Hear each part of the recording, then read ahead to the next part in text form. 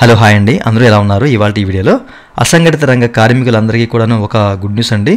అయితే వీడియోకి వెళ్ళే ముందు ఇలాంటి విషయాలు మీరు మరింత తెలుసుకోవడం కింద సబ్స్క్రైబ్ బటన్ ఉంది, దాన్ని ట్యాప్ చేసి మనకి సబ్స్క్రైబ్ చేసి పక్కనే ఉన్న బెల్ బటన్ని యాక్టివేట్ చేయండి. అనేది కాకుండా లైక్ చేసి మన ఛానల్ని సపోర్ట్ చేయండి. ఇక టాపిక్ని స్టార్ట్ చేస్తే కనుక మనకి కేంద్ర ప్రభుత్వం ఏంటంటే కొత్తగా గిగ్ అండ్ ప్లాట్ఫామ్ వర్కర్ చట్టాన్ని అయితే తీసుకురాబోతుంది అనమాట. సో చాలామంది ఏంటంటే 2 నుంచి 5 గంటలు పనిచేసే చాలామంది ఉంటారు, ఓకేనా. 2 నుంచి 5 గంటలు వర్క్ చేసి అంటే పార్ట్ టైం చేసేవాళ్ళు కానివ్వండి, సో ఫుల్ టైం చేసేవాళ్ళు కానివ్వండి, అసంఘటిత కార్మికులు అండి. ముఖ్యంగా ఏంటంటే మనకి Amazon, Flipkart, Zomato, Swiggy, Uber కానివ్వండి, ఇట్లా వీటిలో పార్ట్ టైంగా చేసే, ఫుల్ టైంగా చేసే డ్రైవర్స్ కానివ్వండి, అట్లాగే డెలివరీ బాయ్స్ కానివ్వండి, ఓకేనా. అండ్ అదే కాకుండా అసంఘటిత రంగాల వ్యవసాయం, దుకాణంలో రోజు 2 నుంచి 4 గంటలు పనిచేసేవాళ్ళు, ఎట్లాంటి వాళ్ళు. సో ఇట్లాంటి వాళ్ళకి ఇప్పటివరకు ఏంటంటే ఎట్లాంటి చట్టాలు, ఎట్లాంటి ప్రయోజనాలు లేవండి. అయితే ఈ కార్మికులకు ఎక్కువ పని గంటలు ఉంటాయి, కానీ దానికి అనుగుణంగా జీతం లేదా ఉద్యోగ భద్రత, బీమా లేదా ప్రమాద బీమా ప్రయోజనం ఎట్లాంటివి లేదు. అయితే ఇప్పటివరకు వీళ్ళు పొందలేదన్నమాట. అయితే ఈ కొత్త చట్టం ప్రకారం ఏంటంటే ఇట్లాంటి కార్మికులకి ఇకపై ఈపీఎఫ్ కానివ్వండి, ఈఎస్ఐసి వర్తించేలాగా కేంద్ర ప్రభుత్వం అయితే ప్లాన్ చేస్తుందండి, ఓకేనా. సో వీళ్ళకి ఏంటంటే గిగ్ అండ్ ప్లాట్ఫామ్ వర్కర్ చట్టం అయితే త్వరలో తీసుకురాబోతున్నట్టు అయితే చెప్తున్నారు. మనకి ప్రీవియస్లో ఎప్పుడు మీరు ఇక్కడ చెక్ చేసుకోవచ్చు, ఓకేనా. 7 డిసెంబర్ 2023లో ఒక ప్రెస్ నోటీస్ కూడా రిలీజ్ చేసిందండి ministry of labour and employment వారు. సో మీరు చెక్ చేసుకోవచ్చు. సో వీళ్ళకి సోషల్ సెక్యూరిటీ కల్పించాలి అన్న ఉద్దేశంతో ఒక ప్రెస్ నోటీస్ అయితే రిలీజ్ చేసిందనమాట. ఈ గిగ్ అండ్ ప్లాట్ఫామ్ వర్కర్స్ చట్టాన్ని తీసుకురావాలన్న ఉద్దేశంతో ఒక ప్రెస్ నోటీస్ కూడా రిలీజ్ చేశారన్నమాట, ఓకేనా. సో వీటిలో కూడా క్లియర్గా మెన్షన్ చేశారన్నమాట వీళ్ళకి ఏమేమి కవర్ చేయాలి, అసలు సోషల్ సెక్యూరిటీ కింద ఏమేమి ఇవ్వాలి, సో ఏ బెనిఫిట్స్ ఇవ్వాలి అనేది మీరు ఇక్కడ చూడొచ్చండి. లైఫ్ అండ్ డిజేబిలిటీ కవర్ కానివ్వండి, యాక్సిడెంటల్ ఇన్సూరెన్స్ కానివ్వండి, ఓకేనా. అలాగే హెల్త్ అండ్ మెటర్నిటీ బెనిఫిట్స్ కానివ్వండి, ఓల్డ్ ఏజ్ ప్రొటెక్షన్ కానివ్వండి, క్రిచ్ బెనిఫిట్ కానివ్వండి, ఇట్లాంటి అన్నీ కూడాను వీళ్ళకి వర్తించేలా చేయాలి అన్న ఉద్దేశంతో ఒక ప్రెస్ నోటీస్ రిలీజ్ చేశారనమాట.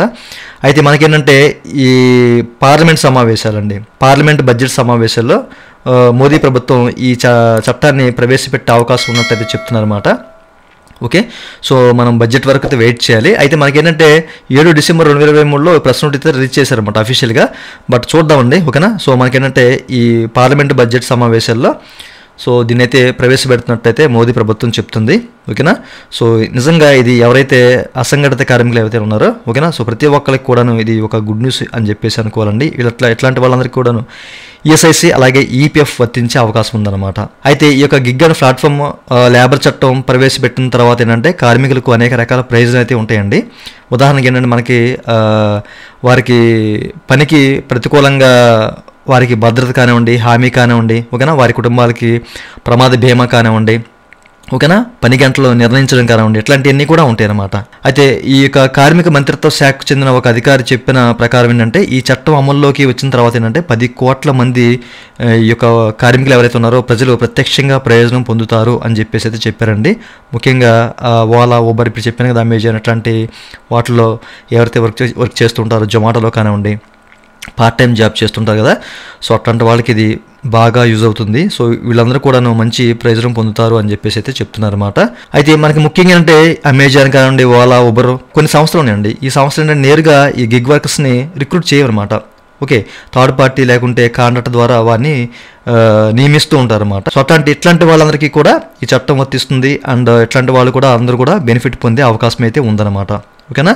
సో మరి చూడాలండి. సో ఈ యొక్క పార్లమెంటు బడ్జెట్ సమావేశాల్లో మోదీ గారు ప్రవేశపెడతారా లేదా అనే విషయం అయితే చూడాలి. సో కంపల్సరీగా ప్రవేశపెడతారు, ఎందుకంటే మనకి ఇక్కడ అఫీషియల్గా అయితే చెప్పారు, ఓకేనా. అఫీషియల్గా ఏంటంటే ఈ విషయాన్ని అయితే అనౌన్స్మెంట్ చేశారన్నమాట.